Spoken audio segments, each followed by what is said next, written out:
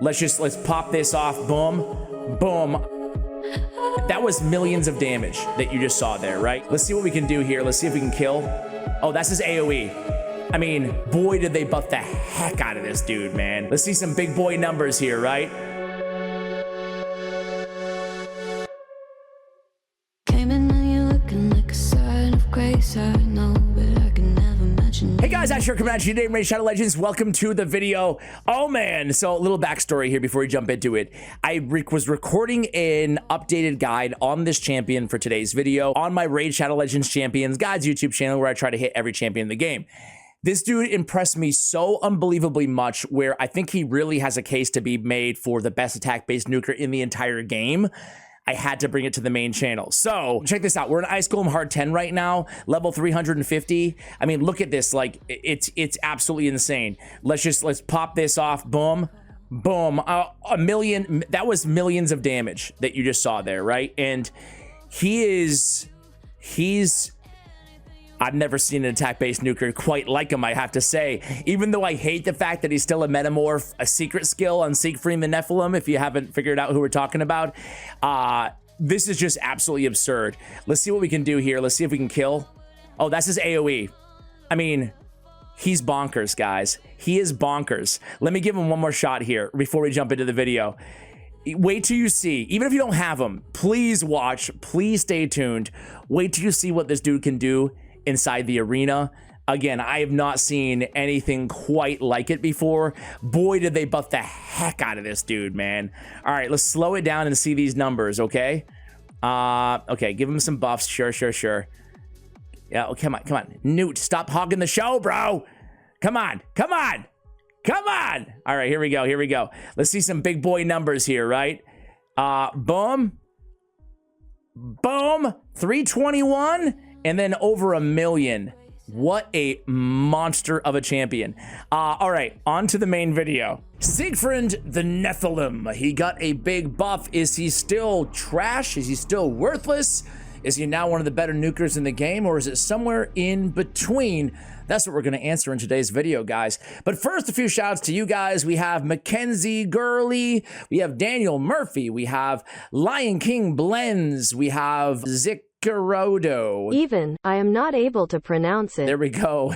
And a bunch of you other guys. Shout out to all of you guys who leave these guide requests on a daily basis. As always, I get all my best ideas from you guys because I can't think for myself. Let's go ahead and take a look at the new and improved Siegfrund the Nephilim. All right, guys, so here's the thing. Siegfrund the Nephilim, right?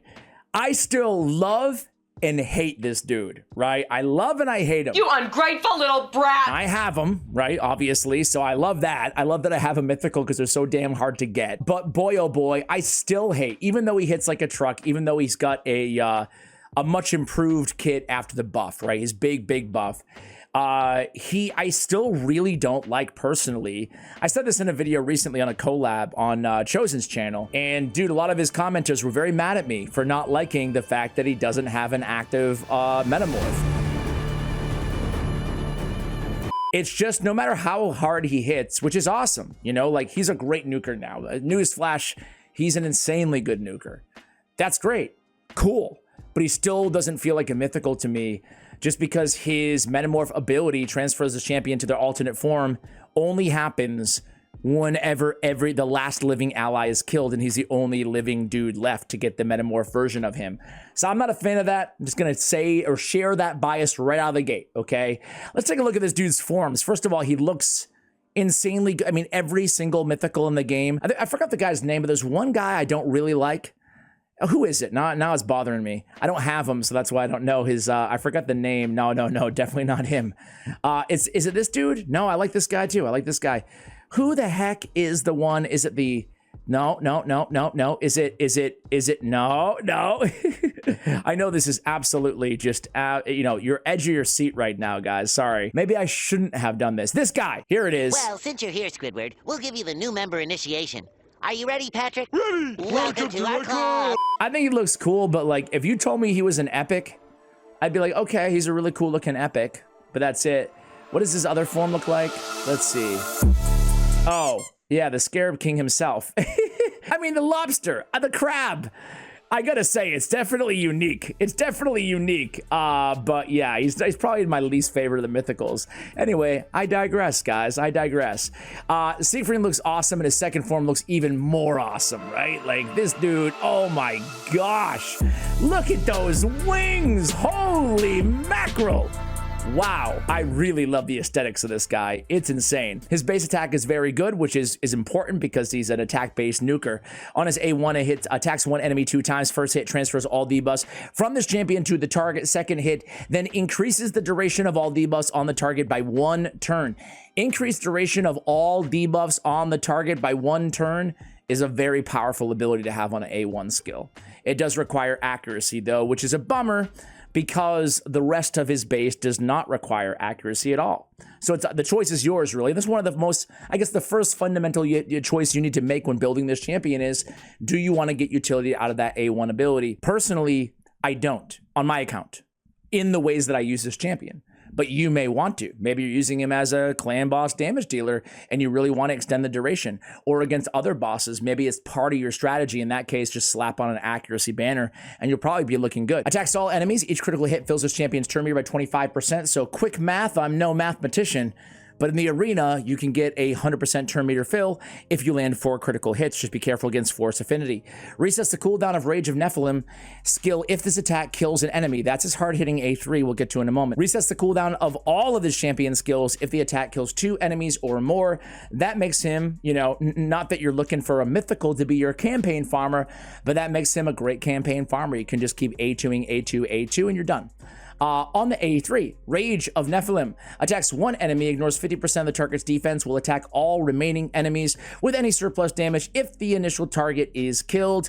Fully heals his champion if the initial kit kills an enemy. This is all on a 3-turn cooldown. On his passive, Stay the Blade, 3-turn cooldown. If this champion's about to get killed by a fatal hit, it blocks that incoming damage and places a block damage on this champion. So you don't take any damage and you get the block damage. Then you get a heal, 50% of max HP, and a full turn meter. This is very important in this guy's kit because it keeps him alive when everybody else dies. God, you know, if I had $1 for every time you mentioned that, I would buy a tank and I would blow thus giving him an opportunity to change forms to revive everybody on his secondary form. Increase ally attack by 35% on the aura. Not bad. Second form. He's got the wings, he's got the sword, and he looks badass. You can see that he changes his base stats to more of a support build, right? A little bit of defense, a lot of HP, still a lot of speed, still a decent amount of attack, but now he's a support champion. He's got an AoE with a heal on the A1. On the A2, he's got a cleanse and a heal and a block debuff for 2 turns on a 3-turn cooldown. And Light of the Beyond, his A3 is an AoE revive on a 4-turn cooldown with a block damage on all allies, 50% HP, 50% turn meter. It's a good revive because AoE revive on a 4-turn cooldown is considered really good. Block damage is a pretty dang good way to keep them alive. 50% HP is average to below average for a legendary or mythical reviver. However, he does have 50% turn meter, which is about average. And you add in the block damage and the 4-turn cooldown, it's a pretty elite revival skill, right? Metamorph. He can actually metamorph on his own, but of course you have to have everybody dead to get this version of him, right? Decreased damage taken from skills by 20% on the passive, which is really nice as well. So what do we think of this champion? Listen, there's a lot of synergy here. I talked some smack at the beginning. I'm sure I offended some of you guys because there's a Siegfrund the Nephilim fan club walking out there. I think that he's a really cool champion, right? And honestly, if you can get over the fact that you can't control him going to his second form, then it's still cool because like there's a lot of synergy there, right? Him keeping himself alive with the passive on the base form allows him to actually get to his alternate form in a lot of cases, but not in all. I've had many times where he just died, or maybe 2 or 3 champions died and he was one of them, and he couldn't revive anybody because he's dead, you know? So it's not always going to work out, but in some situations it certainly can. For example, like a Sand Devil, right? Normal Sand Devil, I'm not seeing a lot of players use him, but a Sand Devil in Cursed City, where you're very limited in who you can use, I've used him. It's not on this rotation, so I can't show you, but I've used him in, like, when the Sand Devil hits really hard, everybody wipes. He doesn't wipe because he blocks the damage, heals himself or whatever, you know, and he can't block the damage, but he can heal himself.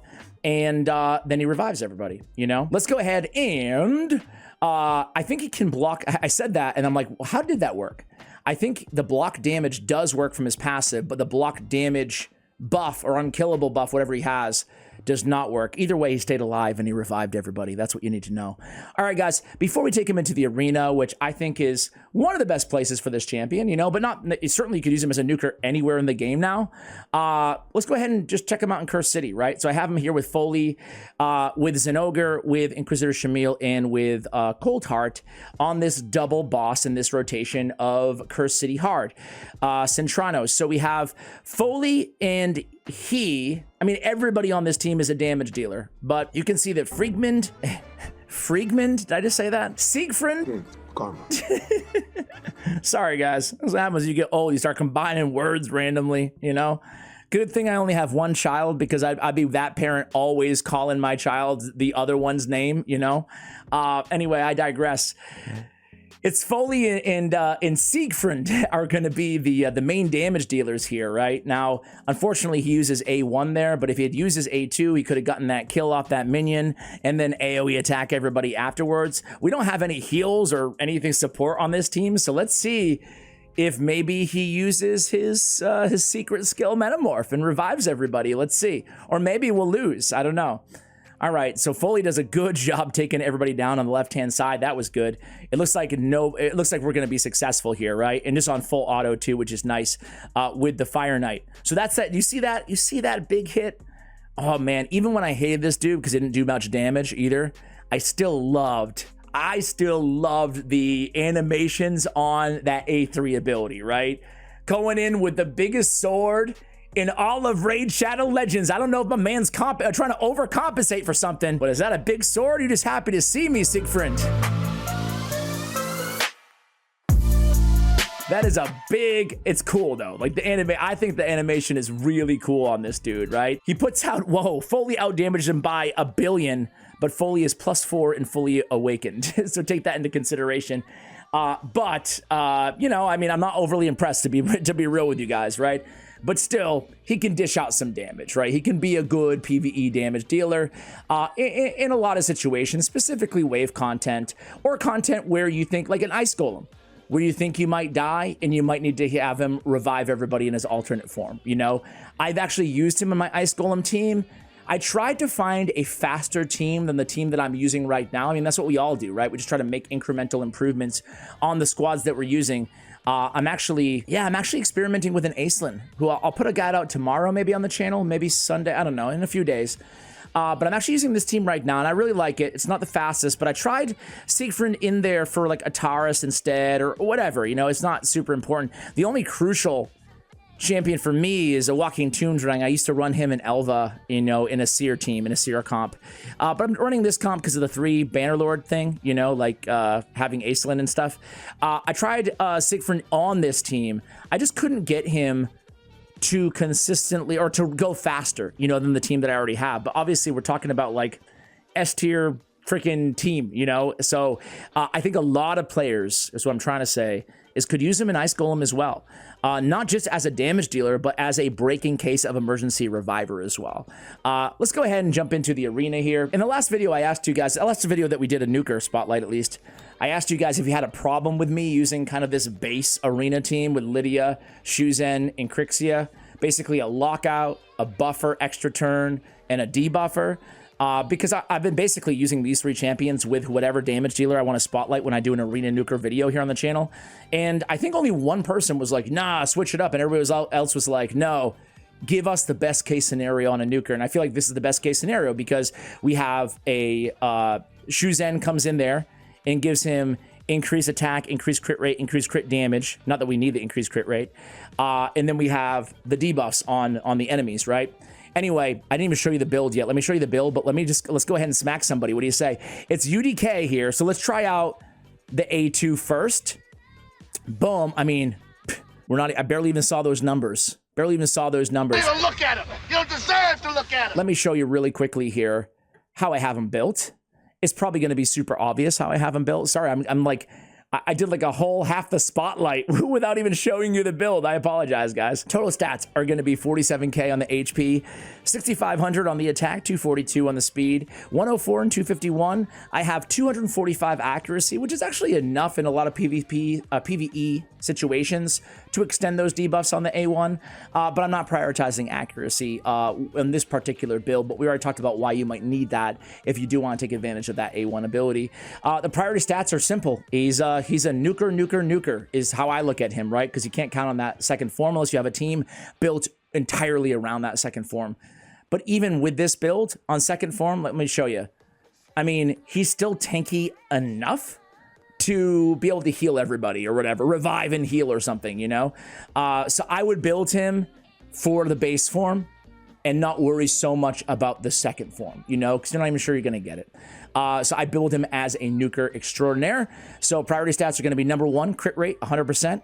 Number 2, attack and crit damage, like 2A, 2B, attack, crit damage. And then after that, I would try to build some speed, maybe a little bit of accuracy and survivability in terms of stat priorities. On his banner, I have, again, we talked about how you could go accuracy, but I have attack, looking for speed as a substat. I have crit damage with crit damage ascension stats with a little bit of accuracy on that amulet. And then I have attack, obviously, on the ring as well. Attack scales so well with a 1663 base attack, so take advantage with a lot of good attack percentage substats however you build them. We have speed on the boots. You could go attack percentage on the boots. A little bit of a slower build if you prioritize speed substats elsewhere on the build. And then you're looking at like a nuking behemoth. You can probably, if you're endgame, you can probably get him to 8,000-9,000 attack if you go attack percentage on the boots as well. Just make sure you're not building him too slow. With a 110 base, we're already rocking a very high base for a nuker, which is great. So if you can get 90 speed off of all the substats and you aim for 200, you should be able to throw this guy in attack percentage on the boots, right?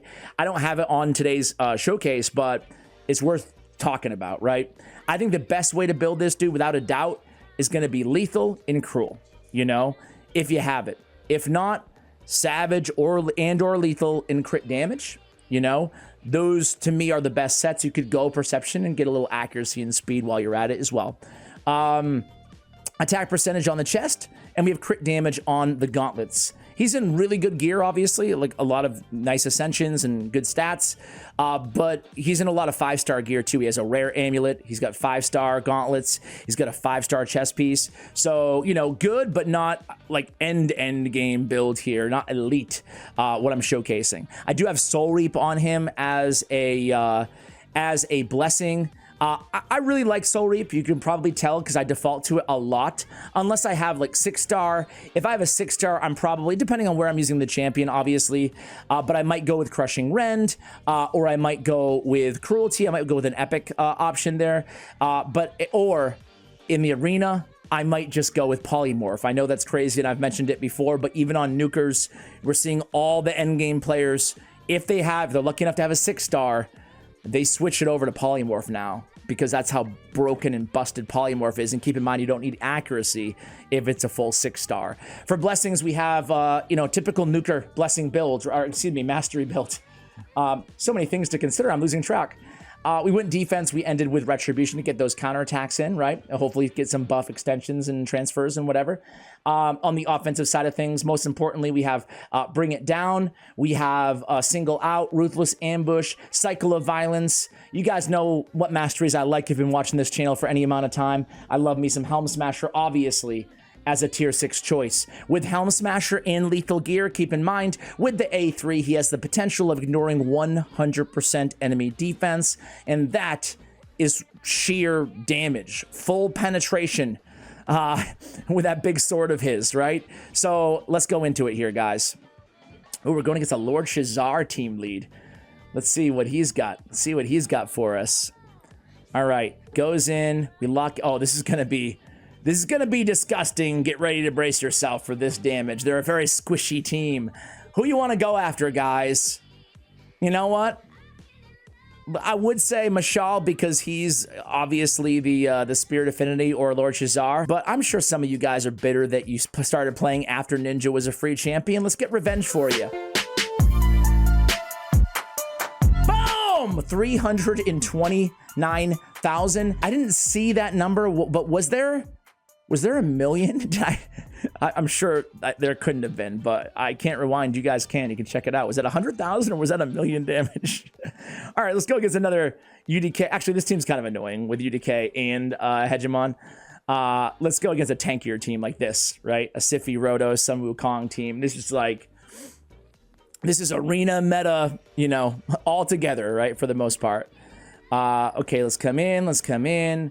Okay, this is going to be a cool opportunity to see him use both abilities because we can open up with, again, the Rage of Nephilim. Let's see if we can kill a Sify, if we can one-shot a Sify instead of going after like an easy Sun Wukong, which wouldn't be a bad decision. If I was live arena and I wasn't confident I was going to kill Sify, I would go after Sun Wukong just to get that surplus damage and probably fry everybody else. Either way, though, I want to save the AoE. It doesn't matter. Anyway, here we go. Jesus, man. 405,000 damage on on Sun Wukong and an easy one shot. Am I okay? And look at that. And oh my god, dude. He is something, huh, guys? Damn. Damn, man. He hits. Like, I'll be real with you guys. I did a little test run a couple times actually on this champion, you know, before recording. And this isn't, I didn't, ooh, oh, golly, that is so much damage, dude. Okay, this guy is unbelievable. Wow, what are those multipliers? Let's just watch him one more time. Here we go again. Let's go in, Sify with the big, okay.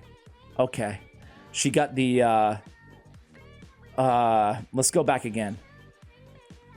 Let's get revenge on Sify right now. Let's kill her now. Okay, that was ooh. Okay, give him a turn. Sure, give him a turn. Let's go in. Let's get her. Get her. Boom. Okay. Oh!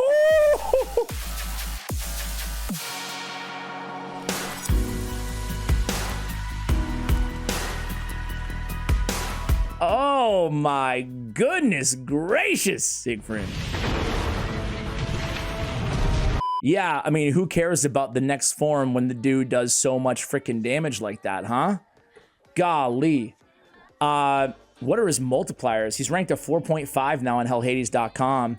A 5 out of 5 in the arena. Dark Fae, Eternal Dragon, Fire Knight 4.5, Fire Knight 4.5. Doom Tower 4.5. Good God. 2 attack on the A1 ×2 hitter. How's he doing over there in the arena? Oh, we're not on auto, Ash. We're not on auto, dude. All right. There we go. Man, for a champion that's still so infuriating, to me at least, with, excuse me, oh, that's just the AoE right there, man. That's just the A2. For a champion who's still infuriating that he can't be metamorphed, it's hard to complain about this dude, right? I mean, golly. And look at that. You can't kill the dude. Taurus comes in. He's got the heal, the block damage, the whole 9. Boom. God, he's insane. Do you guys think he's the game?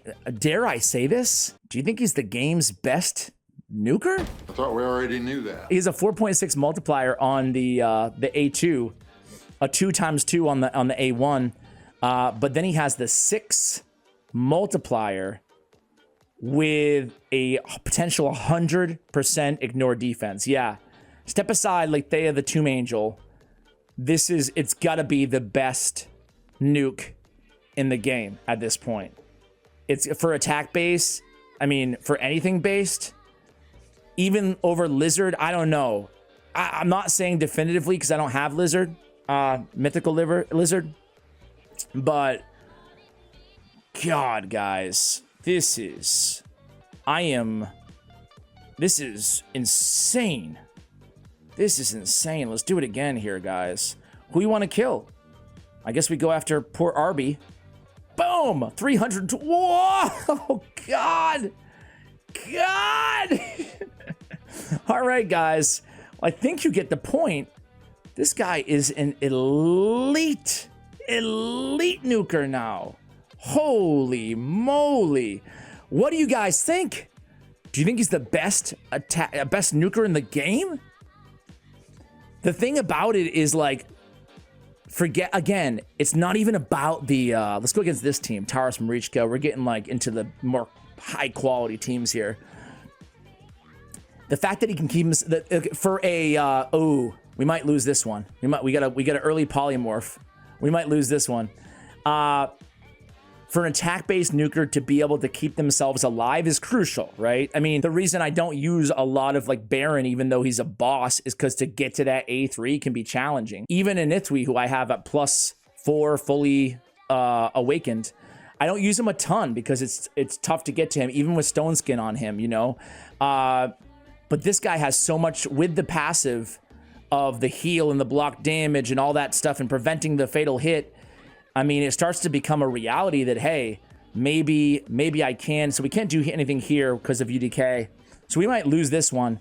But again, like, that's very strong, you know? Oh, look at this. Okay, here we go. Listen, this is going to be a loss, obviously, but we get to see him transform, right? I mean, what would a champion guide be without being able to actually see him transform? He's going to be perma-stunned, but we could have revived and healed and blocked damage there, you know, in a perfect world. So I have to say, guys, this dude is absolutely bonkers. Hopefully you've enjoyed this spotlight. Again, I walked into this video thinking it was going to be for the Champion Guide YouTube channel, but I'm actually going to put this one on the Big Boy channel. This is going to be on the Big Boy channel because I had to share this with my greater audience as a whole, but I'll throw it up on both channels, actually. Hey, much love. Thanks for watching till the end, and as always, take care, guys.